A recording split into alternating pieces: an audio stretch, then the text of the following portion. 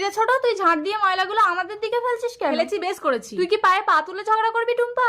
গায়ের উপরে উঠে যাচ্ছ মানে কি তুমি? আমাকে মেরে ফেললো গো। এই কি হয়েছে টুম্পা?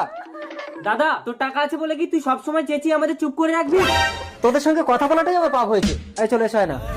রাজু, তোমার দাদার মাছের ফিশারি আছে বলে এত টাকা। এই নাও, এই কেরোসিন তেলটা নিয়ে গিয়ে ফিশারিতে ঢেলে দাও। ঠিক বলেছো, তাহলে দাদার ফিশারি সব মাছ মরে যাবে। এটাই তো দাদার মাছের ফিশারি, কেউ কোথাও নেই তো, কেরোসিন তেলটা ঢেলে দেই। ফিশারিতে দুটো মাছ ধরে বাজারে বিক্রি করতে যাবো। এ কি, আমার ফিশারির সব মাছগুলো মরলো কি করে? এ তো কেরোসিন। স্বামী, আমাদের ফিশারির সব মাছ মরলো কি করে? আয় না, কি আমাদের ফিশারিতে কেরোসিন তেল ঢেলে দিয়েছে। মহাজনের কাছ থেকে 1 লাখ টাকা ধার নিয়ে আমি মাছ চাষ করেছিলাম, বলেছিলাম মাছ বিক্রি করে সব টাকা দিয়ে দেবে। এখন আমি কি করে দেবো? ওগো